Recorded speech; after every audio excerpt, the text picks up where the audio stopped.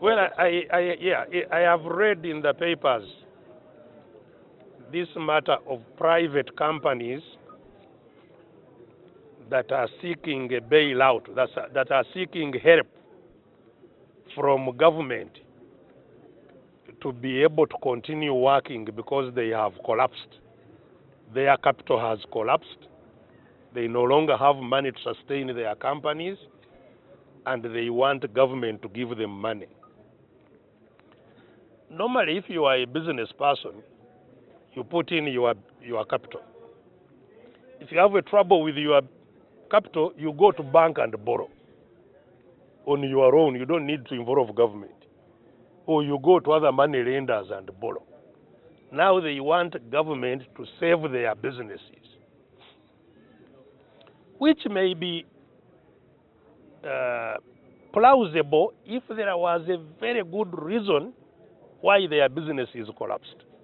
Because you see, like in America, there were banks, private banks, which collapsed because they had lent money to people who failed to pay. People had securities. People who borrowed did not borrow without securities. They placed their houses and so on in the bank. Bank gave them money, but people failed to pay. There was a problem in the economy. The houses themselves could not be sold so that banks can recover their money. And so this was a national problem that they decided to solve. Even then, it was very controversial. But they decided to solve it by giving money to the banks in a way that banks would pay that money back. And the banks indeed have all paid that money back. But these companies they are talking about in Uganda, no one has said these companies collapsed because of having acted properly but had a problem that is beyond their control. They collapsed because they have used their money badly. They are badly run. These are the same companies. If you see, some of the companies are discos. The people, discotheques, you know. If a discotheque collapses, what is the problem of the country? The country will be even better off. The country will be better off if a disco collapses, you know.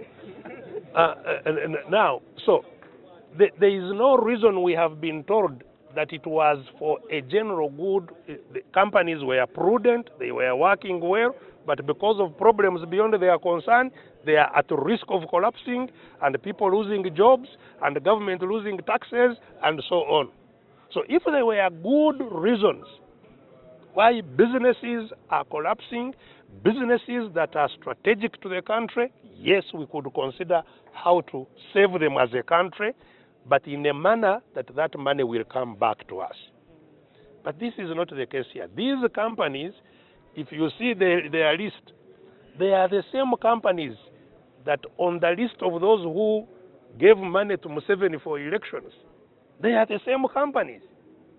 One of the companies gave Mr. Museveni 500 million for his election. Now it is in trouble. They want Ugandans, the majority of whom did not even want Museveni to be their, their leader. He was not their candidate. But this company, which gave money to Mr. Museveni for his election, wants all Ugandans to now get it out of trouble.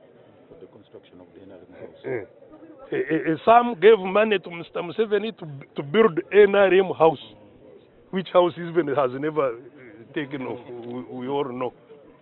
So these companies do not, to my mind, remotely qualify in principle for companies that can be bailed out by the public. They don't qualify.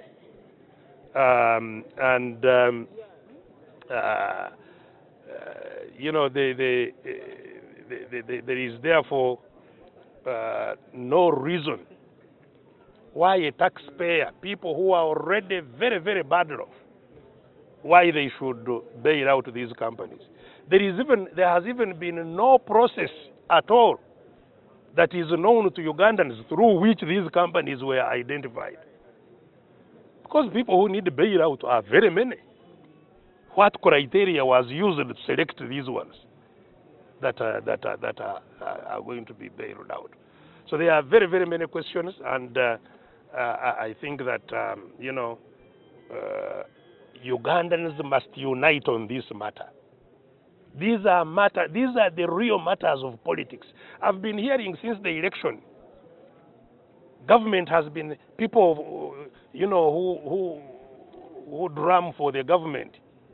Those who are on the radios, the public relations officers of government have been saying, politics ended. Now it is a development. Politics does not end. Politics is the life of people. How can you say Ugandans will keep quiet as you take away 1.3 trillion, 1.3 trillion shillings? People take it out to bail out individuals when the same Ugandans were crying, are still crying. They needed a machine to treat cancer in Mulago. A machine that I think needed something like 6 billion. Even if it was 30 billion, which I hear has been authorized now to build the house and so on. 30 billion for the whole thing.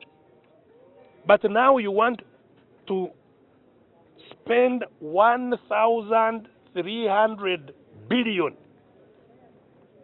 You could not spend 30 billion to save Ugandans. You want us to spend 1,300 billion to save discotheques and reckless businessmen who have arcades, who have been organizing parties, wedding parties of billions and so on. Ugandans now go to pay. This is the time Ugandans must rally together and say enough is enough.